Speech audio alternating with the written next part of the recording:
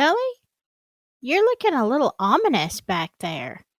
I don't know how I feel about that.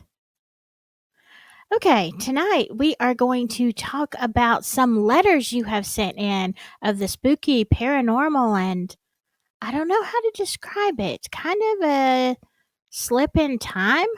I don't know. You decide.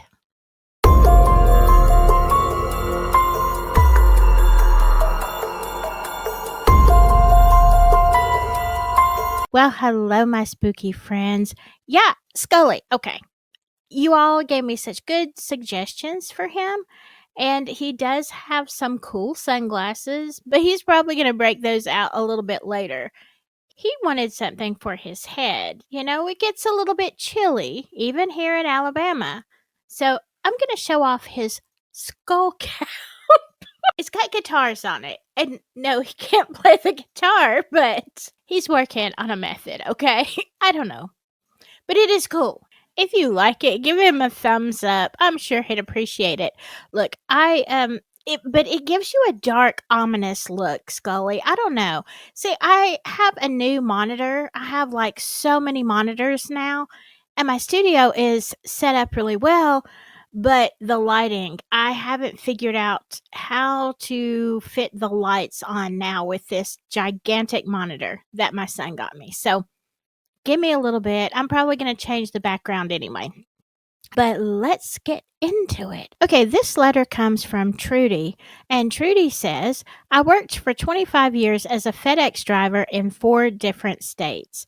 This happened in Pendleton, South Carolina. I was driving in a nice subdivision with newer homes. I parked my truck and started walking up the driveway. Before I got to the door, I noticed 2 baby swings hanging on a branch out in a tree out front. You know, the kind that are molded yellow? I stopped in my tracks because one and only one of the swings was swinging. The other one just hung there motionless. I looked around and there were no signs of the wind blowing. Everything was very quiet that morning. About this same time, I get this overwhelming feeling of sadness. I knew in my heart that someone living there had lost a grandchild. I was thinking of how I could ask the resident about it in a tactful way as I rang the doorbell, but no one answered. Yeah, it's kind of odd that only one swing was swinging because, you know, the wind would at least make the other one move. Very interesting. I wonder, Trudy, did you ever find out who lived there and, you know, what that might have meant? But y'all know how I feel about these kid ghosts. They freak me out, okay? I don't like little kid ghosts. I just don't. Sorry. But in spite of that, Trudy sent another one. Took place in Daphne, Alabama. I've been to Daphne. It's a long way from here, but I've been there. I ran into the Cracker Barrel to buy a quilt that I had called about prior. I quickly found it and went to the checkout counter. There were no other patrons in the gift store, but I could hear them around the corner in the restaurant. I want to tell you, I love me some Cracker Barrel. Oh, wonderful. The cashier started to ring up my purchase. As she did a roll of, I don't know what these wafers are. I see them all the time at Cracker Barrel, and I don't know why you say that. There's some kind of wafers. They're good, though. The wafers rolled off the shelf about 2 feet beside me. I picked it up and put it back where it belonged, not thinking much about it. The cashier thanked me for doing so. As she is handing me the receipt, another package of candy fell on the shelf about 15 feet away. We both looked at it and then each other. It was about this time I could feel a presence beside me. I told the girl it may sound crazy, but I am sensitive to spirits. That there is a little boy about 8 years old standing on my left side. He probably followed one of your customers in and decided to have some fun. She said the candy had been falling off the shelf the past 30 minutes and the phone had rung 2 times with no one there. I told her he would probably leave when whoever he came in with left. She did not think I was crazy. Well, it's Alabama, so we're a little used to craziness, so I get that. And you know, what would a little boy ghost do while his family or whomever is in there eating. I mean, it's not like he can sit down at the table.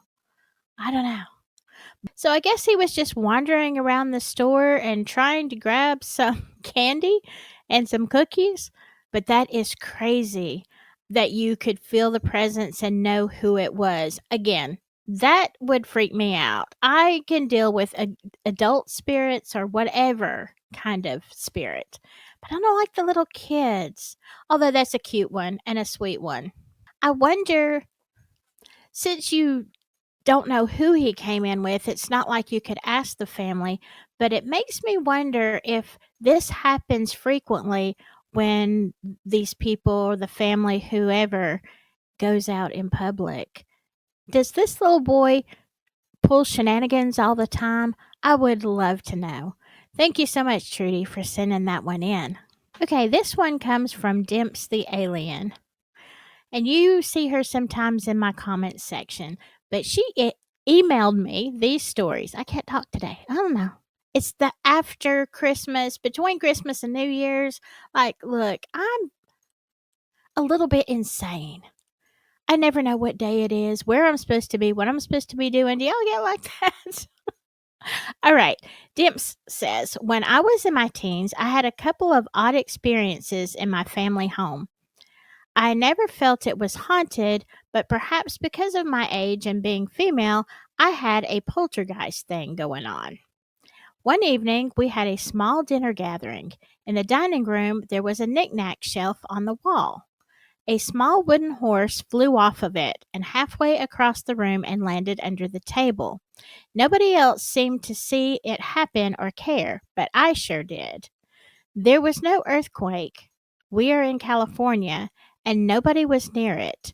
I did some debunking later on, and even if someone would have banged on the wall, or if the figurine would have been teetering precariously on the edge, it would have just fallen off. It would not have traveled as far as it did and would have fallen straight down to the floor. I just remember having goosebumps and the creeps for a long time. Another time, I went out to the back room at night to get something and felt a distinct hand on my shoulder. I looked behind me, but nobody was there. Yeah, if you've been watching this channel, I had that experience. Well, actually, several times, but one time with a coffee cup. Remember, it's the same thing. It flew across the room instead of at the bottom of the shelf, where if something had just shaken it, that's where they fall. So, yeah. And the whole poltergeist thing, that is now a different theory than, like, if you remember the old movie Poltergeist, it's not like that. And now they've decided it's completely something else. So it makes me wonder, Dimps, what's going on with you that you would have this kind of activity. Very interesting. Okay, she also says during my 20s, I was in massage school. One afternoon, I was lying on the table as it was my turn to get practiced on. The lights were dimmed and Native American flute music was playing softly so as to relax us. I figured if anything, I'd envision Indians dancing around a fire. But no, I was whisked into another time. I was lying on a cot under a makeshift tent with canvas walls. One of the walls closest to me was rolled up a bit for airflow. I was a man with a dark reddish brown beard, wearing a dark blue Union uniform. I had had one leg amputated and was recovering, but I didn't recover. Instead, I passed like smoke in the wind. Literally, I saw myself as a white, misty smoke, and I felt as if I was traveling on the breeze. It was the most freeing feeling I have ever experienced. No pain or anguish. So basically, me, being a 20 something woman who never had an interest in the Civil War, experienced one of my past life deaths. Now, I don't know how many of you believe in past lives. I don't even know what I believe, okay? I believe that people have real experiences. Do I believe in past lives? I don't know, okay? There's just a lot with that. But are the experiences real? Or is it a time slip? Do you go like I don't know. And I say this because I know someone that I 100% believe who had a time slip. Now they didn't go into someone else's body, but they did go back about 100 or so years to a time and a place that was very distinct. Okay. So again, I don't know what this is. I mean, we really can't prove it, but some people's reports are very compelling. And this one is crazy, especially when you imagine being someone else or even just being in someone's body? I don't know. That is crazy. But that's not the last one. Another time during my 20s or 30s, I had gone into my bedroom to have a rest one afternoon. I was lying on my belly. I had not fallen asleep yet, but was zoning out. I felt hands and fingers distinctly run up my back as if to massage me. It felt so good.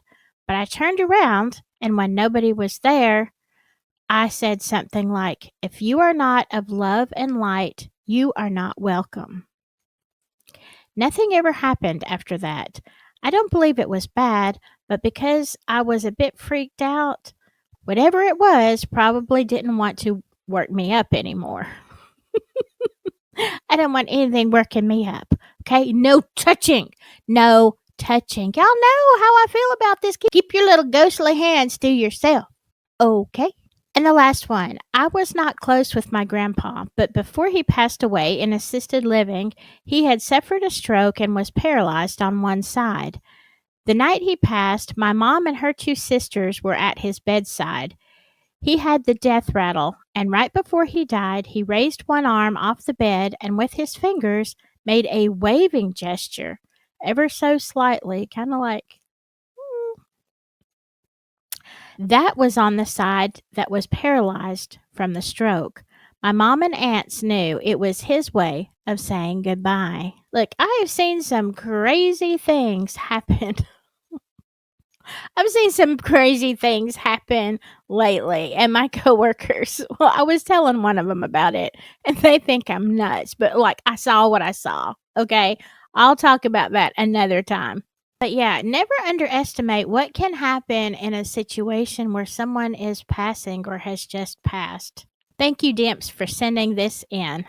And I hope you had a great Christmas. Okay, this next one comes from Peggy, and she has shared with us before.